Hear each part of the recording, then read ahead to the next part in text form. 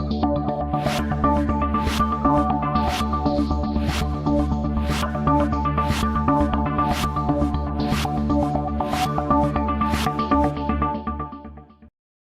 that's pop jabs, reach, who's king? Southpool switch, lead hook, chimping. Scorecards, rematch, who got rubbed fast, all on the B&D Podcast. It's the B&D Podcast. Big clash, rounds, belts, big gas, lock it.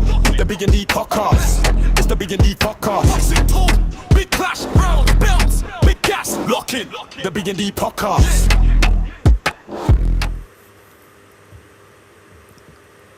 Ladies and gentlemen, welcome to another episode of the B&D Podcast with your hosts, Base the Kid and Danny Glover from Fight Fan TV Network, and we are delighted today to be joined by Miss Coach Christine Lopez herself, in the ring with Christine. If you've not seen the YouTube channel, make sure you check it out.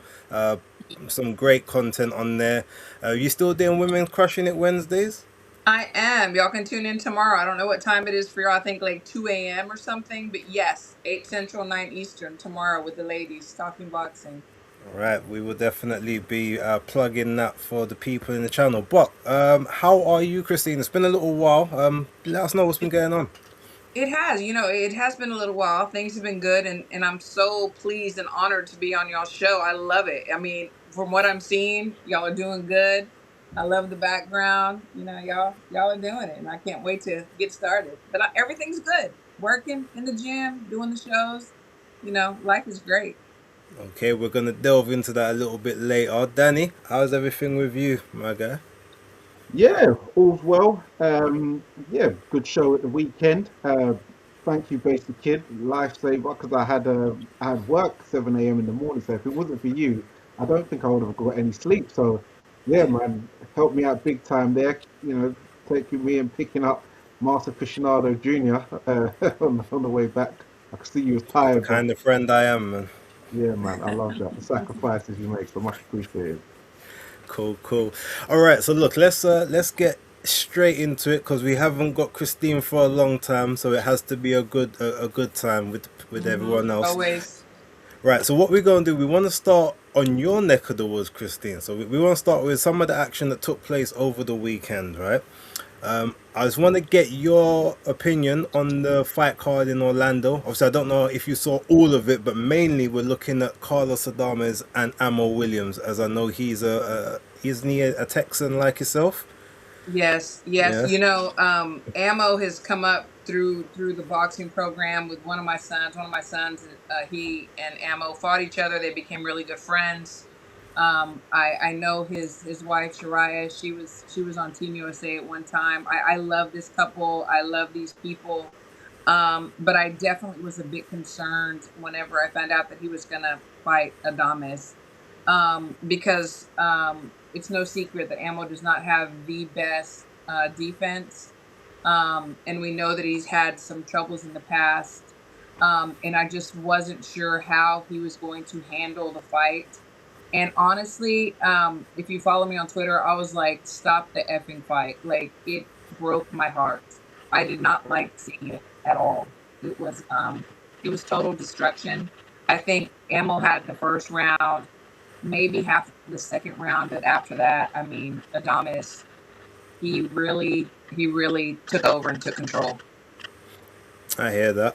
Now, it's funny you say that, because it was one of those fights for me, right? I could have understood if someone did stop it, but when I was watching it, it was the most, and I said this on my weekend wrap, it was the most entertaining one-sided fight I think I've ever seen. Because as much as he wasn't in the fight, he was in the fight, if that makes sense. Yeah. Even in the rounds where I felt he was getting totally... So I've got a feedback somewhere. Is that me? Is that you, Danny? Oh, wait, Danny, you're on mute, aren't you? Yeah, I'm on mute, so it's not me. Christine, leave your mic for me a second. Is it me? No, I'm not sure if maybe someone in the chat can. It sounds like a static sound. Audio crackling. Oh, you can audio, yeah, but I'm not sure where it's coming from. Oh, let me mute myself real quick. Okay. I don't hear it anymore. Maybe you're the problem. No, I don't hear it Yeah, anymore. Do y'all it's hear you, it babe. anymore? Yeah, No, it's Christine. Is it me? Mute Okay, yourself. let Mute me yourself. mute myself. Let's see. Yeah, I'm just I'm trying to mute myself on here. Uh,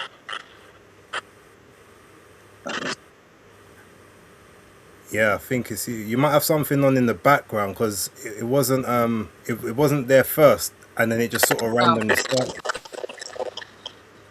okay. Okay. Is that it? Did that Uh, clear it up? I tell you what, jump out and then come back in. Yeah. Okay. All right.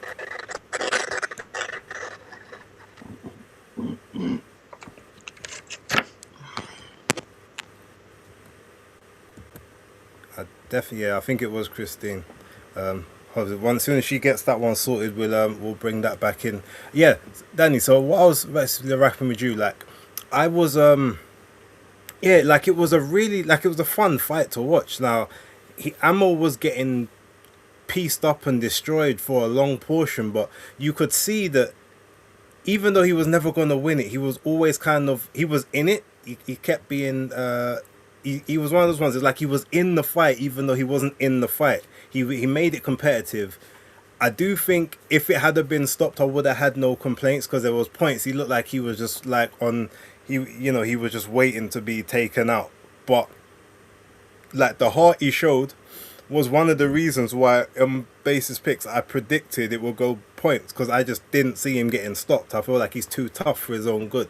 Maybe the corner should have like gave him some maybe they should have protected him from himself. But I don't know. What's your thoughts on it? yeah. Well, he got dropped heavily in the second round, and I was surprised because the shot that put him over, that sent him up like flying. It was a double straight, but it's like the second one didn't look like a big power punch. I was like, right, you kind of flew there. I was like, oh, that's a bit alarming. But as you said, yes, he wasn't going to win, but he had his moments where he landed big shots.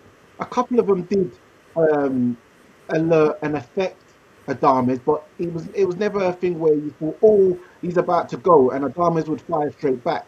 And then also, I think it's the 11th round when Ammo's gum shield got knocked out, and he started looking to the ref to kind of help him out, like, hey, my mouth guard's gone, please uh, put a lull in the action for me. I thought, oh, he could have got stopped there for that because that's a sign of capitulating, surrendering. But the ref let it just didn't even let him wash the mouthpiece out, just stuck it straight back in his gob and made him fight on with a dirty mouthpiece. And then he got through the 12th and lost his, you can see his nose was broke, his face was bruised up. Um, but yeah, he showed a lot of heart. But it just shows you how hard a guy like Hamza Shiraz hits because he took out Ammo Williams just like he took out another person who we're going to speak about later on, possibly in the show, in 2 rounds. So yeah, man, Hamza's a real big deal. But yeah, big ups to Carlos Adames once again showing an impressive performance and display of his skills. And yeah, he's a great champion. Alright, there's still a slight bit of technicals with Christine, so we'll just wait until that's sorted and then we'll bring her back in for that. Alright, yeah, so in your opinion, where do you think that both Carlos should go next? Apparently he's moving up to 168. Do you think that might be a good move for him, or do you feel like he should maybe sort of stay there and wait for the 154 guys to come up because they're not long for that division? I'd reckon. Yeah, I think he should wait for the 154 guys because he's not that big and he's not tall. So I think it would be advantageous and better for him to wait for the 154 guys coming up because he came up himself. So and also there's some other champions he could try and unify with, if possible. So I think 168 is a bit too big for him. Them guys are a bit too wham. So I wouldn't advise it necessarily. Okay. Was there anything else you saw on that card? Um, the Corey Marksman, good performance. He was, even though they were both unbeaten, it seemed like I forgot the first guy's name, even I had him on Jacob Gomez.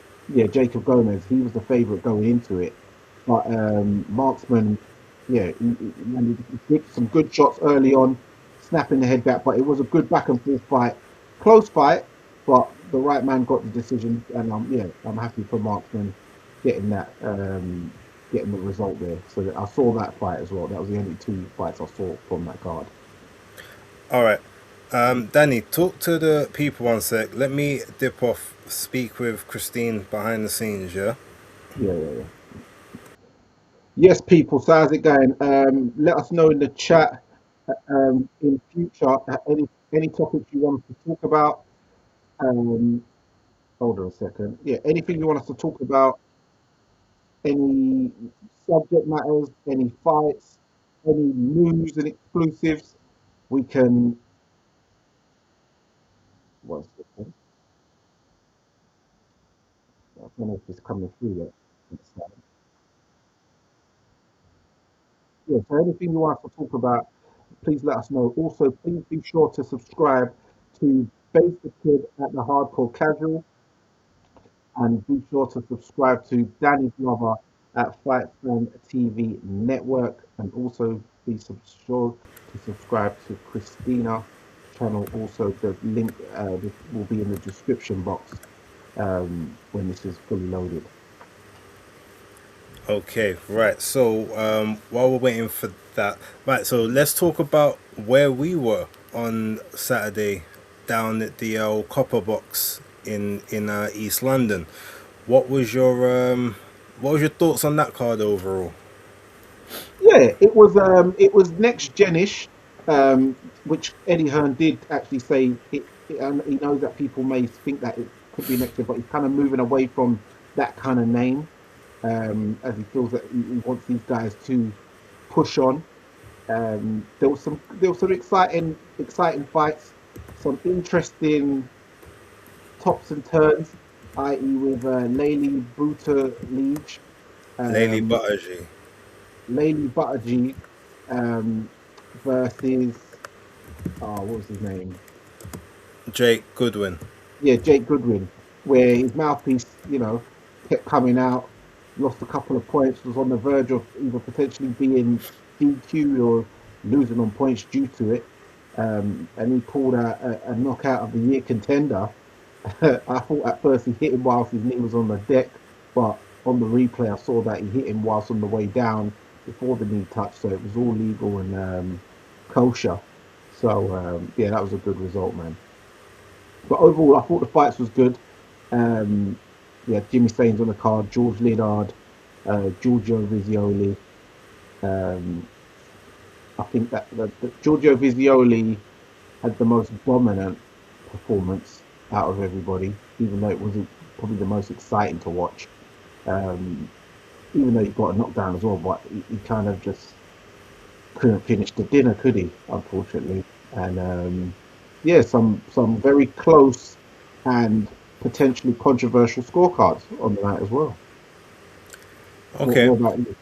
I mean, look, I thought, to be honest, I wasn't paying a huge amount of attention to the card early, but I was keeping an eye on everything, and there was no fight that bored me. Even the Vizioli fight, I don't think I was bored watching it.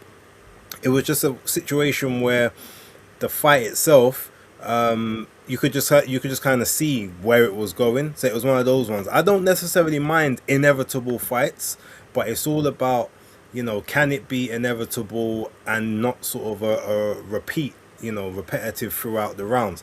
And I didn't really find the Vizioli fight like that, to be fair. And credit to Levi Giles, he tried to make a go of it, unsuccessful.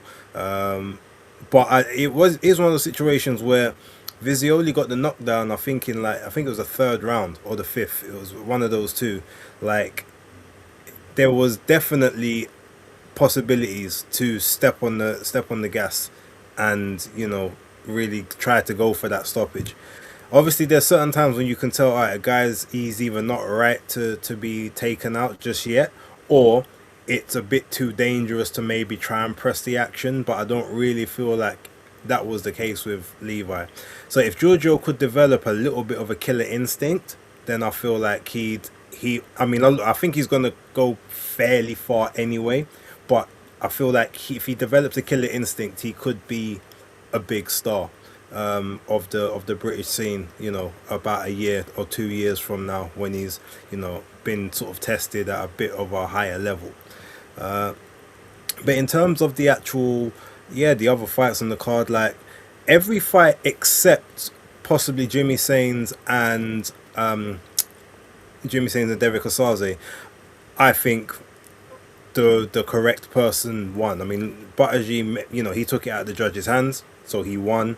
Lidard did, he did get one over on Tyler Denny, although it looked I feel like it looked a lot closer than it was, because Tyler was manhandling him quite a lot. But in terms of just like, I guess, clean, effective work that you can score in a boxing match, George did have a lot more of that, in his game. But yeah, the Jimmy Sains and Derek Osaze thing, I mean, my position on it. We were literally talking right next to each other, and I said to you, I bet this is going to be a majority decision win for Jimmy Sains, with one of the judges going to score it a draw. And lo and behold, I was correct, because I could just see it. That was one of those fights. They couldn't give it a UD, but they also couldn't have Derek win. And even though I thought Derek did enough to win it, I scored it a draw. I know you scored it one round to Jimmy. And then obviously shout out to Georgia, if she watches, Georgia Cook from our esteemed media panel. She had it 1 round to Derek Osaze. So it wasn't a terrible result. I guess there was one terrible scorecard, which just kind of made the rest of it look not as kosher and credible as it should have been. But I mean, overall, I thought it was a pretty good night. Which was your fight of the night? Because I know you paid quite a lot of attention to them, more than I did, especially early on. I'd say fight of the night was Lady Buttigieg and Jake Goodwin, because of such of the drama and stuff like that was going on. And anytime he was hitting him with these little jibby little uppercuts, and he was just getting his mouthpiece out, just jolting his mouthpiece out. I was like, oh my god, what is going on here? One time he even picked up the gum shield off the floor himself and just put it back in his mouth.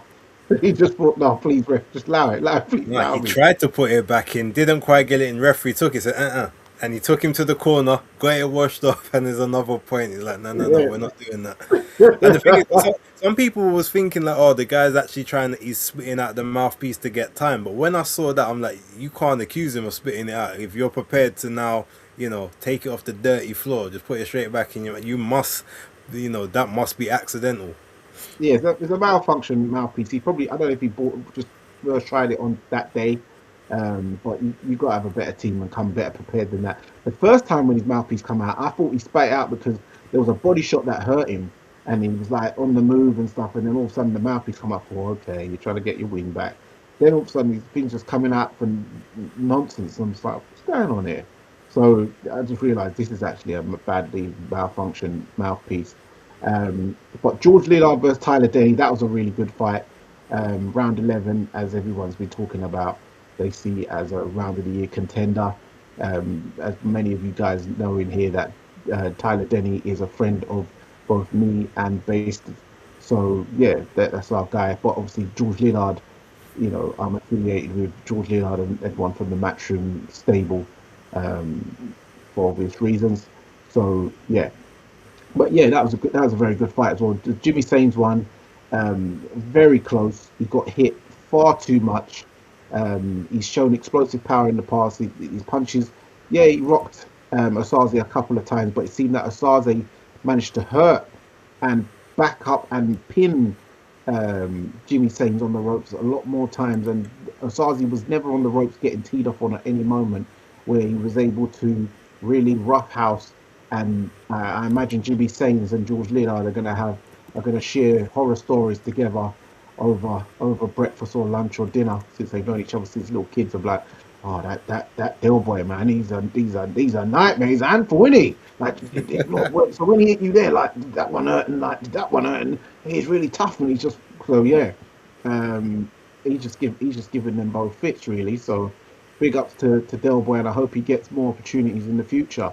Um, I know he put out a statement that he felt that he should have got the result, but he understands the game it is what it is, but he's not happy about it. With George Liddard, very good start. He was buzzing Tyler Denny quite a few times early on, where I was thinking, oh, I hope he doesn't stop Tyler. But once Tyler warmed into it, the punches did start to bounce off of him, and he started using some, roadman science tactics, putting George Liddard in corners and cuffing him up and headlocking him and cuffing him up and all that type of stuff, where George was more on that technical, sweet amateur boxing style and skills and stuff like that, and the finesse. He's very confident, cheeky, Jack the Lad type, where Tyler Denny's more rough and rugged, even though his entrance song is about, I'm and grinding gal, but that's another story for another day. But yeah, when he's that was a very good fight, some back and forth action. If Tyler had like serious power and stuff like that, it could have been a different result, because he landed some very good body shots. Even George Leonard admitted that he took too many body shots for his liking and Tony Sims's liking, and some of the headshots that was really snapping and whipping George's head around. Tyler did himself very good, and he can definitely go on from this. I hope he doesn't think about jacking it in. I think that he can come again and win that British title he has always wanted, and the Commonwealth as well, because he is a former European champion, English champion. Yeah, man, big up. So do you think when he I guess when George decides to vacate, or if he wins it outright and he decides to vacate, do you think maybe they might put Jimmy in there with Tyler for that British and give Tyler that opportunity sort of like a year from now? Or do you feel that Tyler's going to have to sort of go away and build up and try and get himself in a mandatory spot for the British title or something? Well, if they're going to do it in a year's time, Tyler will be active in that meantime. So he probably will, because it seems a lot of it is like feels like George Liddard gets sent out as the trial run, test the waters, and they put him ahead of Jimmy, and then Jimmy comes behind and sort of gets what Liddard's already done afterwards, doing it with the titles, doing it with opponents now. So if Tyler's still around in a year's time, I can see that potentially happening. I know they were talking about with George Liddard at the post-fight presser, that they wanted the Liam Smith fight that night, and they potentially want it in the future. But I had mentioned that I would prefer, and how about getting George Liddard in there with Stephen McKenna, who's a young prospect. I saw Ra Hockham mention that in the chat. But yeah, if you managed to check out Fight Fan TV Network, I did mention that in the scrum talk. So yeah, I did manage to get that question in there, and they said yeah, potentially so, which I think would be a very good fight. Probably, yeah, that'd be a very good fight, in my opinion. Well, you said, if it's in a year's time, Tyler will be active. But as he said in my interview, he's not with Boxer anymore, so he hasn't got a deal. And that could be an issue, because without another promoter behind him, I don't think he's the kind of person that you give your up-and-coming guys to, or your people that need stay-busy fights. So without the backing of another promoter, I don't know how many opportunities he's going to get, unless they're going to be like the toughest of the tough, which is basically what his entire career has been to this point anyway. Do you know what I mean? So yeah, well, I don't he's know done. Oh, sorry to cut, but yeah, he's done a few fights on the Black Country boxing scene, so I think he could still get a couple of fights there. And hopefully, I think surely he can get picked up by somebody. He's a brand name, so I feel he can get picked up by somebody and get a couple of fights in the interim.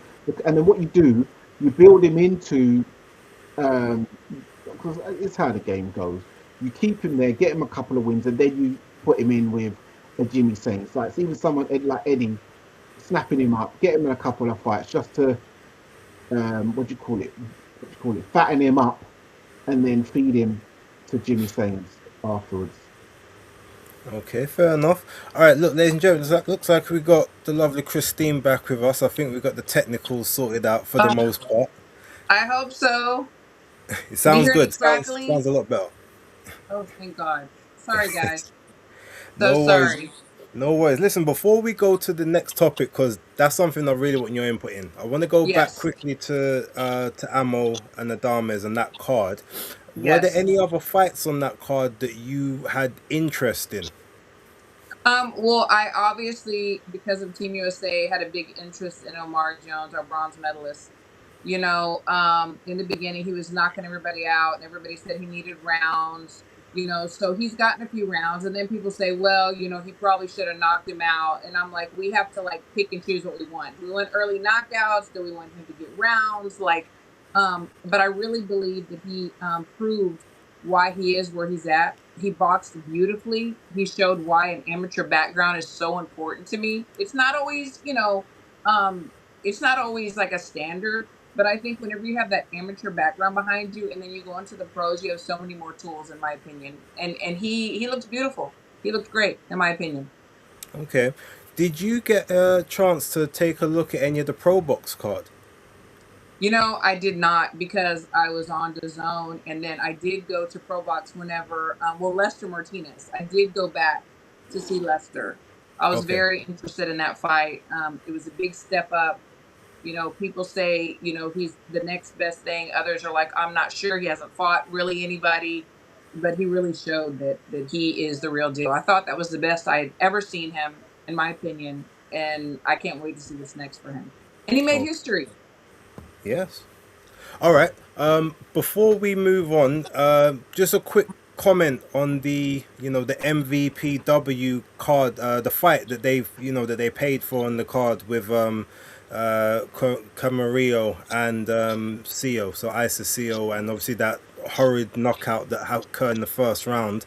You being obviously a coach and being an amateur, amateur coach, and being someone that would have to sign off on a fight like that, what was your opinion on, I guess, MVP doing that matchmaking to begin with, you know, a guy who quite clearly doesn't have the skills to really be in the ring right now? Well, you know, the matchmaker's job is to make the A side look the best, and they're going to choose the B side that is going to make A side look the best. Then it is up to the B side's team to say yay or nay.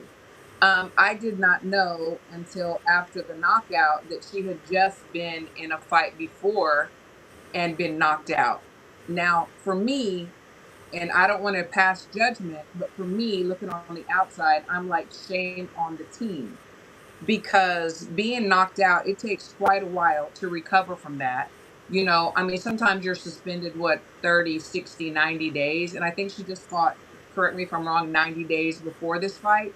I think it was in January. Have to have that, and you still have to have that recovery time, gym time, and to me, it was very fast. One thing that we have to remember is that boxing is a business. These matchmakers and promoters, they see dollar signs, right or wrong. So it is not their responsibility to take care of or care about a boxer's health. It sounds very callous, but it's true. It's more about the coaches, the family, the team, and the boxer themselves that need to take care of their health. And that's just my opinion. So do you think, though, the fact that they allowed her to fight was because in the previous fight where she did get knocked out, it was a body shot that done her? It wasn't a head shot. It wasn't concussion. She got dropped to the body and counted out in that sense. So they thought, well, if that's the case, she should be okay to go back in. Do you think that factored into it? And would that still be the right approach from your point of view? I mean, I think that probably her team looked at that. Like, it wasn't a headshot, it was a body shot. But again, we have to remember these matchmakers are wanting the A side to look good. So they knew this girl had got knocked out, and most likely she'd be stopped again, or at least beaten, you know, easily or not easily. So she was a good boxer to put in to make their boxer look good and to play out well, because she's what, 18, 19. She's feisty, she's good, she's beautiful, she's going to draw people in. But again, I think that it was about her just being stopped that they chose her. Okay, Danny, what were your thoughts on that situation? Yeah, when it's a body shot, I know you still get 28 days, but because it's a body shot, the commission, when they do go to, they wouldn't really pull her in for a review because it's not a headshot, so they're not going to be having to do brain scans and things like that because it's not a RHC headshot. So with a body shot, you're thinking, all right, get this, as Christine said, she's there to make the opponent look good. So the opponent is probably going to most likely get told, hey, she's soft to the body, hit her to the body. Last time out, she got done. She's going to go again. Unfortunately, it was a headshot that done it, and there was bad ramifications for it as a result. So they are going to definitely have to review her and medicals this time round now, because it's now a lot more severe than a little body shot where you can voluntarily go on your knee if it hurts. Well, I'm going to be totally honest with you. I think based on sort of everything that's happened, the fact she's had the two back-to-backs, I guess people seeing her in the ring and I guess how she looked in the previous fights, I don't think that she's of the necessary standard to even at this point be a journeywoman, and she's that young.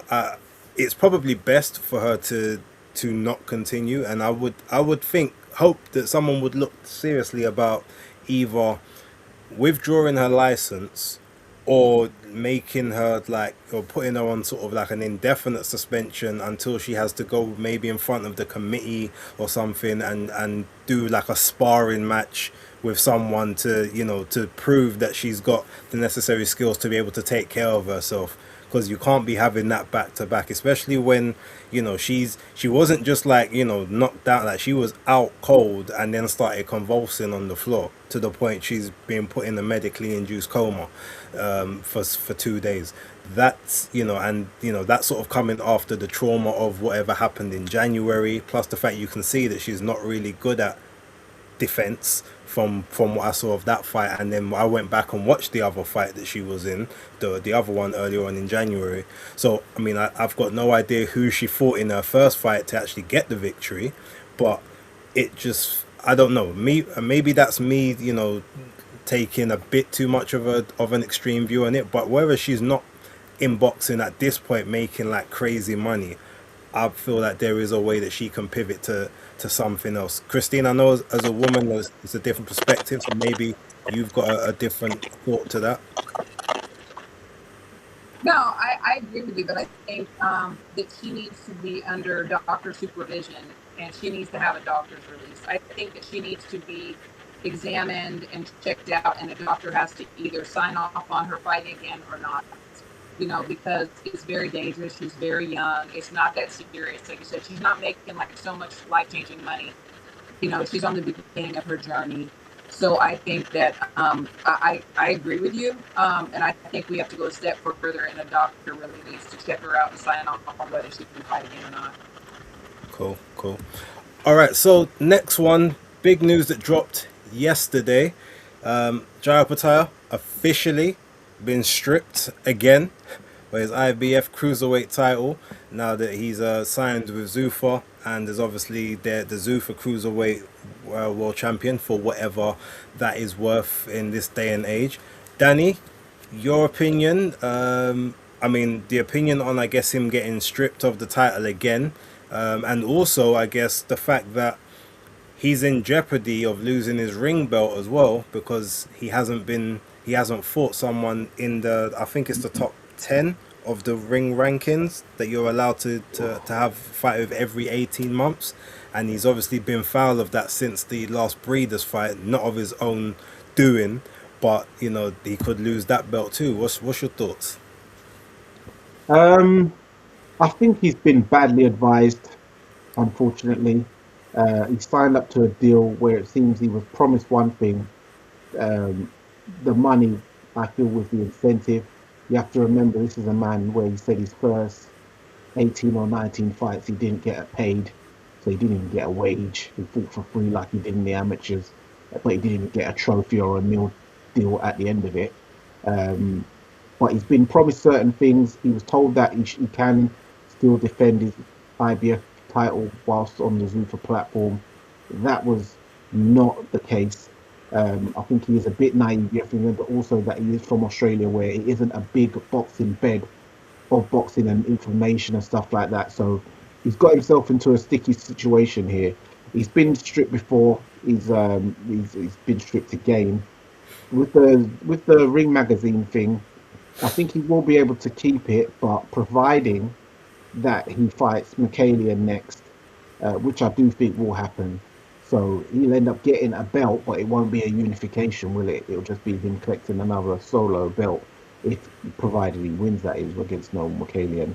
Um, Zuffa now, with this situation, I feel other boxers are going to start looking at that platform as not as advantageous as they first thought, as that it was going to be a game changer and shake up the room. But then there'll be other fighters whose incentive is to get those boxing purses, because we know they're paying a lot more to boxers than they are to UFC fighters, and they're talking about the great facilities and the meal preps and all this type of stuff. Brandon Glanton, even though he had a face looking like, well, I can't even tell you, but he was singing their praises to the cows come home. So there is pros and cons to it.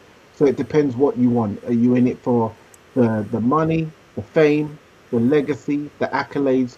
You then have to decide whether Zuffa is the right fit for you, or if you go to another route to one of the more conventional promotional outlets. So Jai Pattaya needs to think long and hard about that, because he's now going to be at a crossroads potentially in his career of what direction it goes. So he needs to think long and hard about that one. Well, I mean, Danny, you say that, but Michaelian, let's not forget, he's with Don King, right? I don't know how quick Don King's gonna be to join the Zuffa party, but also he's got the WBC belt. Now, what's the number one sanctioning body that Dana White has gone after with Zuffa from the get-go? WBC. I don't know if Mauricio Suleiman is going to sanction. He might follow suit with the IBF. And if that's the case, I don't think Michaelian's going to be willing to drop that belt, because that's the only way he's getting paid at this point. And then, I literally feel like Jai could be on an island by himself at this point if Zuffa don't get this thing sorted out with the rest of the sanctioning bodies. And then if that's the case, he's going to have that Zuffa belt, but he's going to lose the ring. He's obviously lost the IBF. He's going to be there by himself fighting the second and the third tier, which is the same thing he was getting criticized about before. So yeah, for me, I feel like he's in a bit of a rock and a hard place. And I don't even think that them trying to get the lawsuit that they've now tried to put in place against the IBF, I don't even think that is going to bear much fruit, because in the IBF's bylaws it quite clearly states what it states. Now, whether they've chosen to misapply that previously, that's to their discretion. On this particular occasion, if they're holding to their bylaws, it's very hard for them to, in my opinion, be able to to argue that. But I guess we'll have to sort of wait and see. Christine, in your opinion, when it comes to, I guess, this situation, I mean, how do you kind of see it? Can you see it maybe progressing forward? I see that Zuffa came in like a wrecking ball, like this big bully on a playground. He brought his own ball. He said nobody can play with their balls. They got to play with his, and it. I just really have to wonder how much money was Jai offered and paid, because we know that he wants to be undisputed. He stated that he wants to be undisputed. And then, he's also stated before the fight that that the IPF belt was on the line. And then we find out it wasn't, even though Dana allegedly paid the $80,000, sanctioning fee. And they even had inspectors go down, and then they left. So it's like everything is very unclear, and I'm not really sure how things are going to go. It seems right now that this part of the boxing is a joke. What are we going to do? Are we, yes, we want to fight for legacy, but we also want to fight for money or vice versa. But it seems like with Zuffa, you're only fighting for Zuffa and Zuffaville, and how much money are they actually getting, and is there a cap that we've heard of? How high can he go? And who's going to want to play with him? Who's going to want to do the deals that they're doing? So I don't know what's going to happen. I really don't. I mean, is boxing broken? We have so many new players, and it looks really murky right now.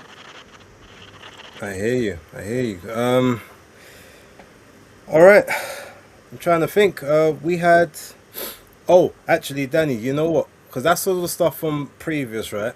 Let's take a look for what's kind of coming up this week, because we got a few interesting bits. Now, first things first, we've got Mr. Moses the Talma and Jermaine Franklin, so that's something we need to get into. But we've also got Keith Thurman and Sebastian Fundora, which is kind of going under the radar on this side. But let's talk about Moses real quick, so that obviously I know Christine does have to get out of here really soon, and we appreciate her time. But Danny, give us your thoughts on Moses as a Talma, obviously, and then the Magnificent Seven as a whole. We can't go into the whole thing as much as we might want to, but yeah. What's your thoughts? Yeah, Moses is Talma. He's getting. I'm seeing some videos coming out here and there. What's his name? Jermaine Franklin. He's now based himself, staying in Luton at the moment, training with Don Charles. So he's in a good camp, probably sparring with Danny Dubois and Tony Yoka, etc. So he's getting good work, and I imagine he's training hard. Always showing a durable chin. I hope that the haircut hasn't taken away his punch resistance. The strength of Samson. But I do expect it to go points if he still does have that strength of Samson and that iron Michigan chin. So and then the other fight that I'm really looking forward to is obviously Mr. Hutchinson versus Ezra Taylor. That will be a very entertaining fight, I believe. I want Ezra Taylor to win. That's obvious. Whether he can do it is another story, but I think it's going to be an entertaining fight, and I look forward to it. All right, Christine, what's your opinion on Moses and Jermaine Franklin?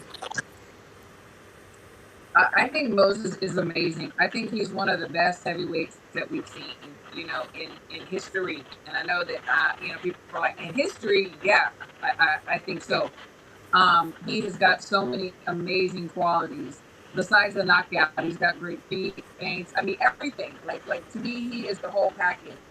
I don't think Franklin is very tough. He has a lot of knockouts as well, but I don't think that he's going to get through Moses. And Franklin's American, and I have two other Americans that I really like, Richard Torres and Josh Edwards. But Moses right now is the top dog for me. Like, I can't point out a flaw with him. I really can't.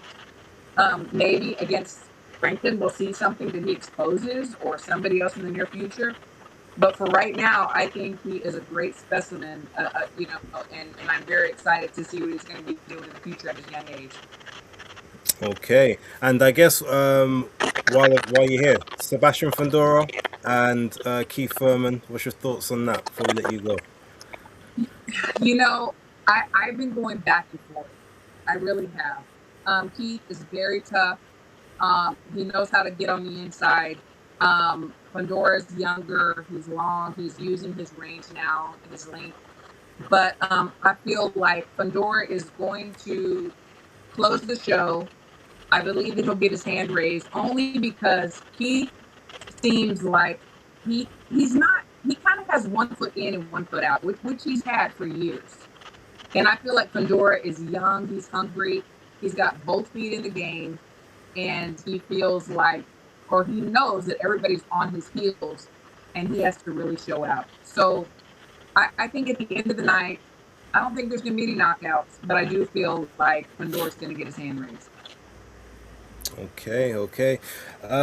Right, Christine, let the people know where they can find you. I'm gonna link your channel. Your Yes. channel's already linked in the Thank you. description, but we're gonna put it in the chat as well for Appreciate the you. people here. But let us know where they can where Thank they you. can see you. Absolutely. You can catch me on all my social medias, In the Ring with Christine, the original In the Ring.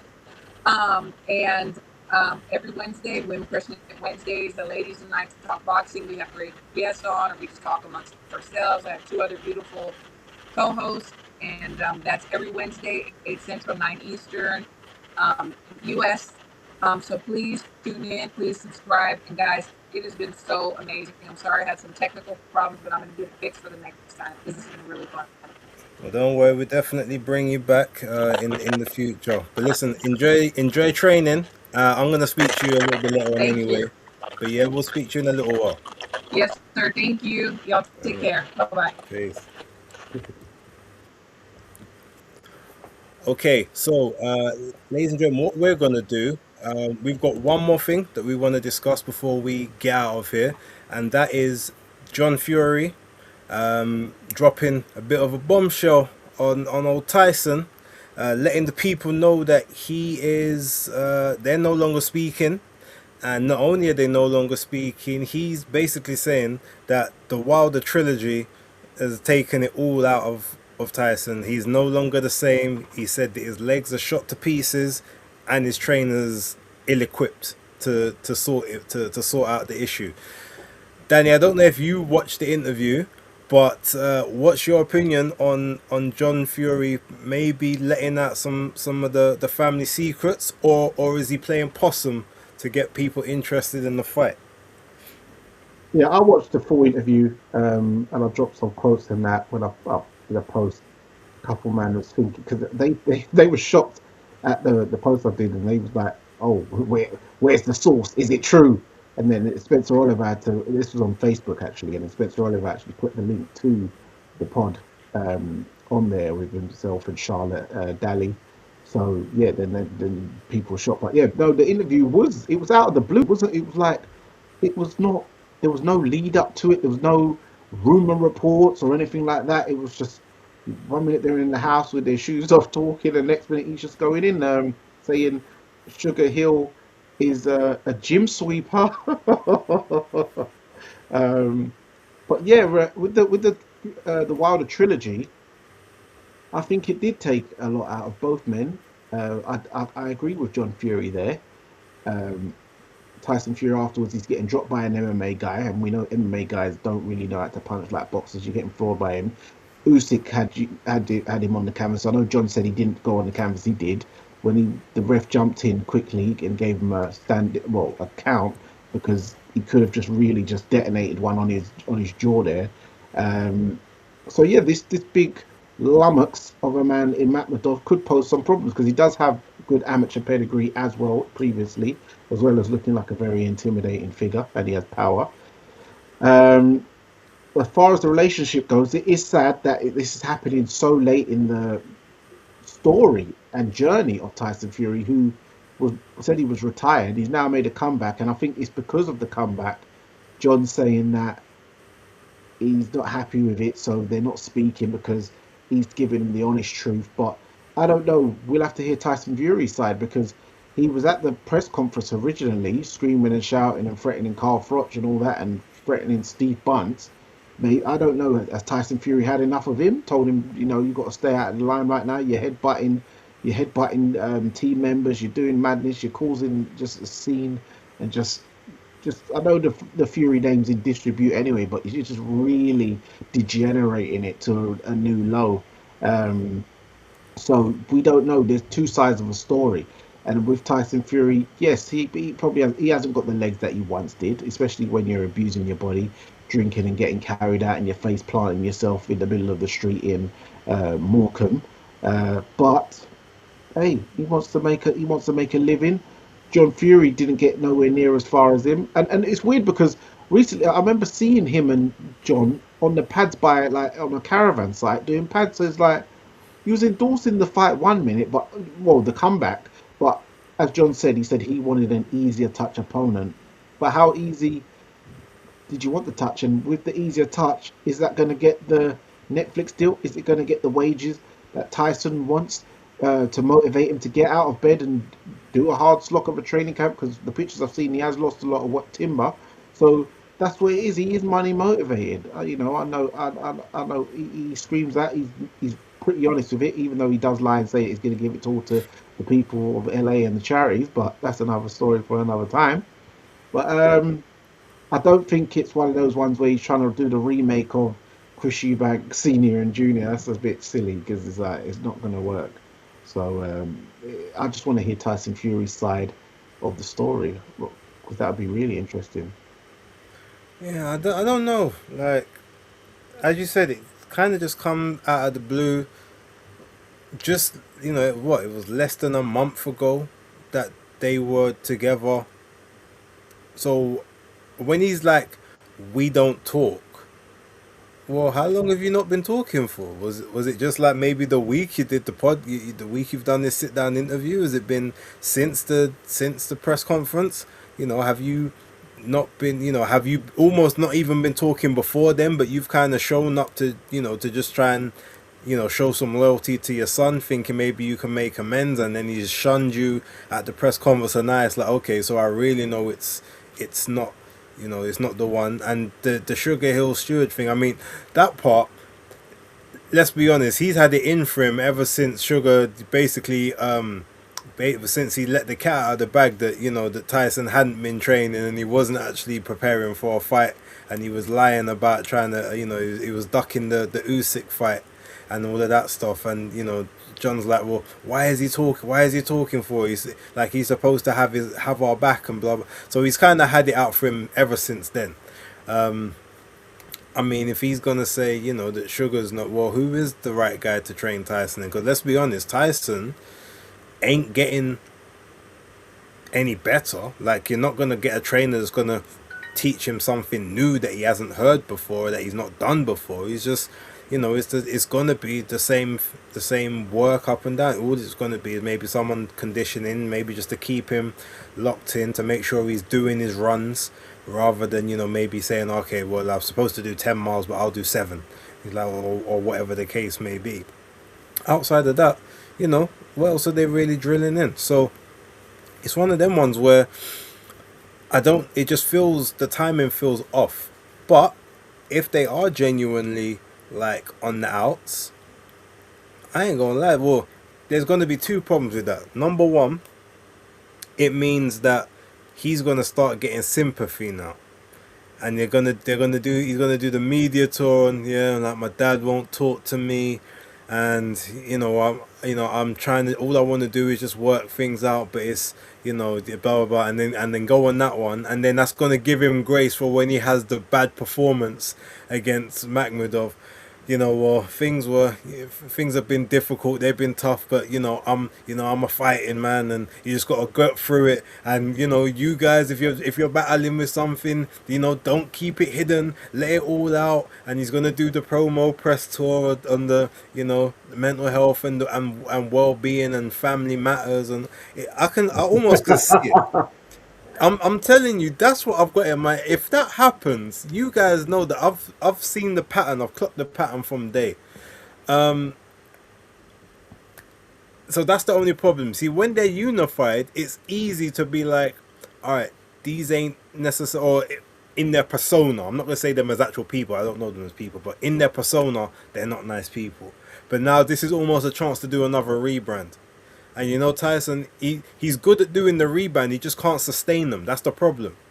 He's done a couple rebrands where people, even myself at one point, I was almost like, you know, I'm starting to take to you a little bit. And then, you know, within a few months, he was back to being Tyson. I was like, okay, yeah. And then from there, I kind of clocked, all right, this is always just a pattern rather than anything else. This feels like the new pattern to me. And then, you know, and then obviously it would be probably talking about something to do with it on At Home with the Fury season 2. I'm pretty sure there's gonna be some seeds of the bus stop in that, which takes place the day after the fight. I'm just, yeah, it's the circus, it's the show, but it's a show that I haven't paid for and that I'm not really, you know, wanting to watch. But I guess it is something worth talking about, and we got to kind of speak on it. Yeah. If you haven't got any sort of comeback to that, we got one last thing to maybe just bring up before we bounce. Yeah, no, I've just got, when you asked about who does he think should train Tyson, he said when he was asked about who he feels was Tyson's best trainer, he said that it was his brother Huey who's passed away. So, there's another shot at Peter there, and just like trying to not give him in any ratings when he was with Peter when he was very successful, etc. So that's one day that's all going to come out as well. What really happened there. But yeah, John's on one, ain't he? And when you think about it, at that presser, I don't remember Tyson actually with him. He was just walking around, having a rant on his own, weren't he? He was just waltzing around, screaming at Carl Froch on his own. So did he just turn up uninvited and just went on a rampage just to try and sabotage the event? Who knows? Maybe. It's a fair question. It's a fair point. All right, very last one before we get out of here. Ryan Garcia been doing the rounds again. So previously he was saying basically that Terence Crawford he felt was overrated, and that his resume wasn't he hadn't really beaten any sort of active or any real good guys. Now he's basically doubling down on that, but he's essentially saying that Terence ain't no good, and Terence ducked Boots Ennis, and he's saying that Shakur's ducking him, and then he's saying Terence was talking about him, etc. He's like, but I could give him that work at 154. Like he ain't never dealt with someone like me before, etc. etc. I'm not gonna ask you to spend too much time on it. Ryan Garcia, is he just trolling? Is he clickbaiting? Does he really believe this stuff? Is he just trying to keep himself relevant in the news? What's your opinion? I believe it is a marketing play. Remember, this guy is from a YouTube background. He's got that Jake Paul streak in him, and he's keeping himself in the limelight and relevant, because what a lot of fighters do, unfortunately, once they have a fight, they just go radio silent. Their social media dries up. Nobody sees anything. There's no post, and then they hit you with a poster and go, "Hey, I'm fighting. Buy a ticket and tune in." Is like, well, where you been for the past 7 months? So Ryan knows how to keep himself in the limelight. And remember, what he's doing, what I feel he's doing is, he is trying to goad Shakur Stevenson into fighting him. And the way to do that, you don't just call him Shakur Stevenson out. You then call out the man who he respects the most in Terence Crawford. So then Terence Crawford will be, go and mash up this brother, man, for me. And then Shakur, obviously being the YN as they call him, the young G, he's gonna go, yeah, do you know what? Let's do this. And then it builds the fight. And then Terence Crawford's involved in the build up, and you get another Netflix deal. Okay. Well, I don't feel like I need to add to that. I think you summarized that quite nicely. Danny, tell the people where they can find you, what you're up to, what you're doing currently, and we'll be able to get out of here today. Yes, so you can find me on Instagram, TikTok, and YouTube at Fight Fan TV Network, and also on Twittex, Twitter, you know the drill, at Danny Glover FFTV. What I've been doing, providing videos, doing interviews at shows, at events. Hopefully I get some more accreditations and I can cover more events and stuff like that and bring more news to you. I've been doing some short vids as well here and there as well, getting that in the bag. I am been speaking to the master aficionado Prince, who's in uni. He's doing computer science and computer engineering. I should have thought about why didn't I just holler him from ages ago. So he's going to help me do some things where I can start leveling up my game on this YouTube space. So look out for that. I'm looking to jazz things up a bit. Okay. Right, well, as you guys know, look, Basic Kid, Hardcore Casual on YouTube. I'm going to start doing the TikTok again properly. I've got basickkid.thc on TikTok. You guys know the Instagram is just the Instagram. It's not specifically for boxing. If you need that content, you can find me on the old Twitter X at B_A_S_E. But yeah, look, other than that, there's going to be more content from both our channels throughout the week, so look out for that. You're going to see us at a few press conferences and other areas, other things as well moving forward. So yeah, just sort of keep your eyes peeled, and we can leave it there. Danny, I know that you haven't been able to do it for a couple of weeks, so let's get it out of the system. Do what you need to do. I thought you'd never ask. And there you have it, guys. It's another episode of the B&D Podcast. It's Danny Glover. It's Base the Kid. And remember, guys, persistence beats resistance. You know where it is. Peace. Chat stacks, pop jabs, reach, who's king? Southpaw, switch, lead, hook, chin, ping. Scorecards, rematch, who got rubbed fast? All on the B&D Podcast. It's the B&D Podcast. Big clash, rounds, belts, big gas, lock it. The B&D Podcast. It's the B&D Podcast. Big clash, rounds, belts, big gas, lock it. The B&D Podcast.